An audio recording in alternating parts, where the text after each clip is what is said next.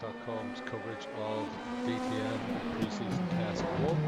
Alongside me as normal we have Troy Allen and Chris Stevens. Good evening guys, how are we? Oh, very good, yeah. How are you? Not too bad at all. Just looking, we've got Ian and Brett on track, giving it the best at the moment. So we've got Ian who's just passed Brett for the lead from the looks of it there. Ian's fastest lap in this race is down to 49.816, which is significantly faster than it was in race 1. And on screen we've got a fantastic shot of the two BMWs just going through the last corner and onto the main straight of the Norris Ring with the 7-car in the lead and the 1 car of Clark in second position, and going down into the hairpin as well. Looks like there's not enough, there's a little bit of distance between them for Brett to make a move at this point, but looks like it's going to be an interesting 10 minutes or so of the race. Yeah, I mean, you can just see it now. Brett's got some pretty good confidence, especially seeing Ian just run a little bit wide into the right-hander there. Absolutely, just looking at Brett's fastest lap is 48.716, and that's say versus the earlier lap 49.116 again. So Ian's moving a second pace, which he's moved himself smoothly up. He was in the 50s in the last race, so he's picked up pace for race 2 as well. He's just on the inside of the downhill straight. That should give the number 1 BMW DRS coming into the hairpin at the bottom. Look at the speed he's got on him. Quite a bit. He's gone to the outside as well. We should see the 7 on the inside there. He's just kept the racing line through the corner there, kept Brett out towards the wall. However, it looks like Clark's got a little bit of an overlap coming into this bit. No, not quite yet.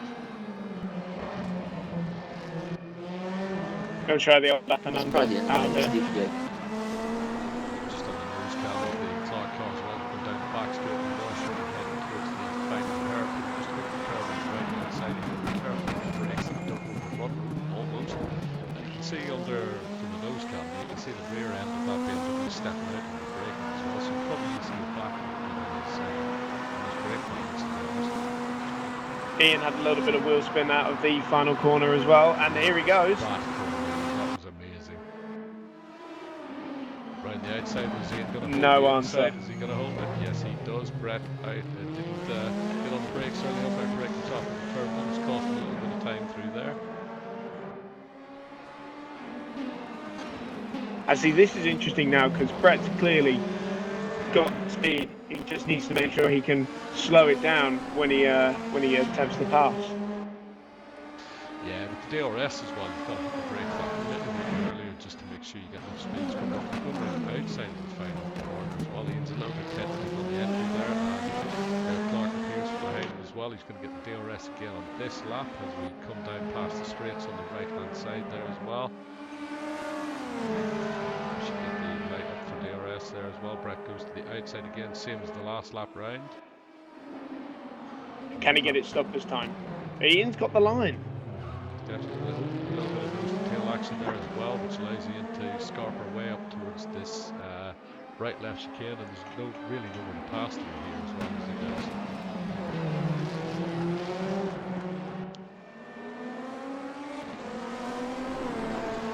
The thing with the DRS as well is that it can take about half a tenth of a second or so for the air to properly reattach, and it can make the rear end a little bit unstable when you first hit the brakes as well. So I think we're saying, and he's a little bit. He's hit the wall there as well. I think just as you were saying that, Chris, as well, it did look like the rear end of that car was completely unstable going into the last corner, and he's just got on the throttle again. He's just lit up the rears, which were still moving around a little bit, and he's took them off into the wall there. So he's dropped back to 2 seconds behind now. It's a very tricky final corner as well. It's downhill, you're turning the wheels, you're approaching, and you get on the brakes, so it's very easy to get it wrong. So we've got the second car, the chicane right and left. He's way off the apex on the left hand side. Then runs it out towards the wall, and that Clark almost in the wall. He's using every little piece of the road there as well as we come down again towards that final hairpin. It's a sort of, I think the thing that upsets the car the most is it's sort of a right turn almost in that final straight, and you haven't sort of completed the turn before you get into the brakes for that hairpin. And if you haven't got all of your turning done, it definitely unsettles the car on the brakes a little bit to prepare for the next corner. It's the same at turn one. You know, you've got this banked approach, and it just makes things all the more difficult, but it makes it more fun to watch as well. Absolutely. So Clark is within 0.9 seconds now of the lead. Doesn't seem to be driving up quite as fast as he was earlier on. I wonder if he's taking a little bit out of those tyres in that last few laps, or if he's just letting it back off, cool the tyres down, and get back up on it. I think the car's behaviour would suggest the former.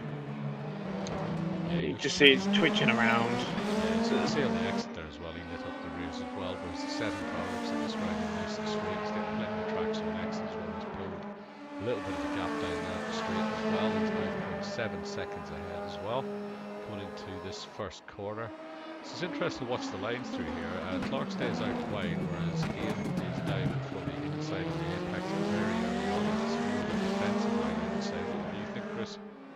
I have to agree. I noticed it during qualifying is that Ian does like to take the later sweep into the corner, whereas Brett prefers to carry the mid corner speed. He's very, very good through the chicane there as well. Ian's on the defensive again. That last corner, it's a long way around the outside here if you've got to do it. Oh, he turned in just a little bit too early there. Side by side down here as well. Clark is officially in the lead now by 0.1 seconds across. That would mean that the Hannon car should get the DRS benefit, which we should see activate in a second now. So just watch that rear wing dropping. Actually, you can't see the rear wing dropping on that as well. I wonder if they've actually run out of DRS usage, because you've finite amount of DRS. I think it's 30 uses per race, I believe.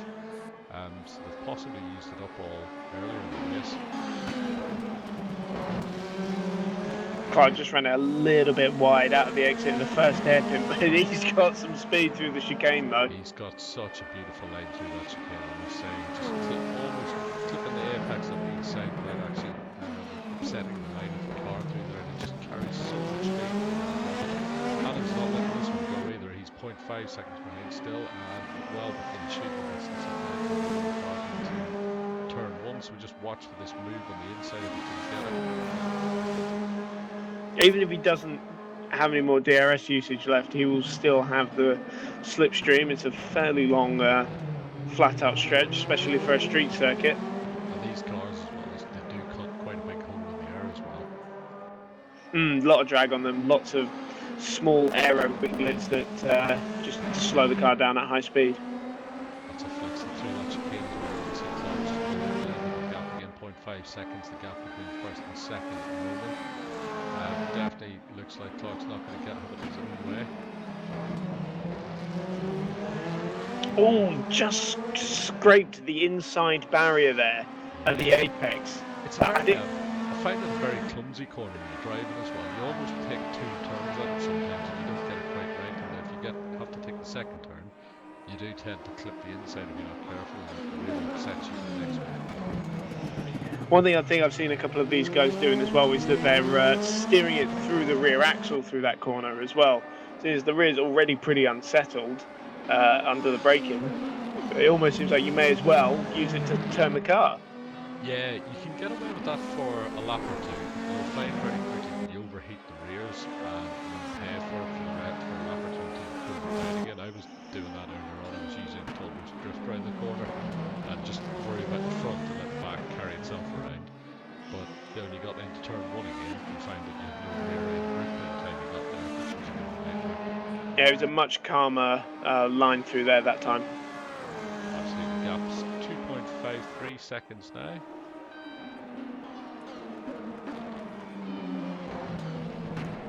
That's a fantastic line through that first corner as well. And Clark's decided things going to go on, but it is out to 2.5 seconds, as you say. He doesn't look like he's got anything left in the tank from at this point. There's that awesome line through that chicane, just almost touching the inside apex, and just moves out right out to the wall, using all of the footpath there in the exit as well. Ian's got a lovely touch on the accelerator pedal though through these hairpins, especially on the exit. Just takes as little wheel slip as he can get away with. Clark's a little bit more aggressive with his application. Yeah, I think there's only one sort of driving mode for Clark, and it's foot down all the way and hope the car hangs Ian definitely a little bit calmer behind. Ooh, just having said that, commentators just clipped the outside wall there as he was braking the brakes. So it's I think quite. Clark wouldn't enjoy driving Formula One at the moment with these Pirellis that we've got at the moment. Not at all. Not at all. I think it wouldn't suit his style at all at the moment. Just on the dash cam, or the nose cam, sorry, of the Ian Hannon car as well. So just follow on here for a lap as well. So we've got a turn on the brake line side, which quite annoying that you get on the brakes but with a clean board. Turned in, and there's that double apex turn that I was suggesting earlier on. If you don't get it quite right, you end up almost having to get a second swing on it, and Ian just had to do that exact bit there as well. Head down on the start finish straight across the start finish line, and that's the race finished. So we've got Brett Clark wins the second race with a 48.716 fastest lap, Ian Hannon second, and a 49.807. Not too shabby at all there from Ian. He put up a second in his fastest lap in that race, so well done to both of them.